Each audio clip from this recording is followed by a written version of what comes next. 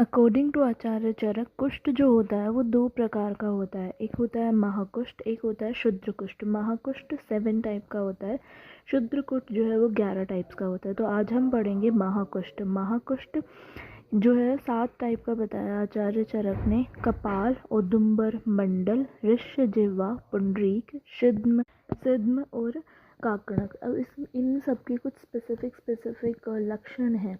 जैसे कपाल कुष्ठ जो होता है उसके अंदर तोद बहुलम, ये क्वेश्चन जो है पूछा जाता है पेपर में। कपाल कुष्ठ में तोद बहुलम होता है। औदुंबर के अंदर लोम पिंजरम मतलब कि रेडिश येलो कलर का होता है। और औदुंबर फल आभसम।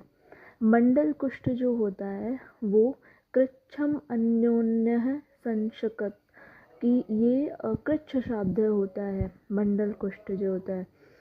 उसके बाद आता है ऋष्य जिह्वा। ऋष्य जिह्वा के अंदर बोला गया है, ऋष्य का मतलब होता है वैसे भालू, और ऋष्य जिह्वा में बोला गया है रक्त प्रियांतम अंतः शावम, कि ये अंदर से जो है वो श्याम वर्ण का होता है और बाहर से जो है वो रक्त वर्ण का होता है। उसके बाद आता है पुंडरीक।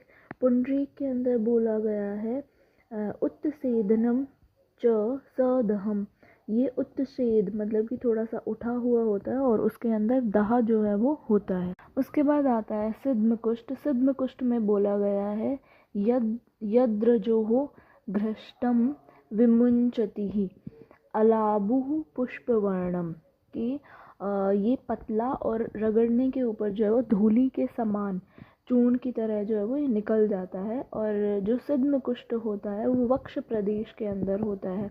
और अलाबु पुष्पवर्ण मतलब कि लौकी के फूल के समान ये होता है। उसके बाद आता है काकणक कुष्ठ।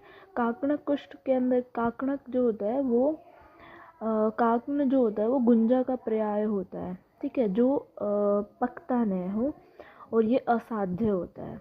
अगर हम हर एक कुष्ठ के अंदर, महाकुष्ठ के अंदर स्पेसिफिकली अगर हम बात करते हैं कौन कौन से दोष इन्वॉल्व होते हैं, तो कपाल कुष्ठ के अंदर वात, औदुंबर में पित्त, मंडल में कफ, ऋष्य जिह्वा में वात पित्त, पुंडरीक के अंदर पित्त कफ, सिद्म के अंदर वात कफ, और काकणक जो है वो त्रिदोषद होता है जिसमें वात पित्त और कफ तीनों दोष होता है।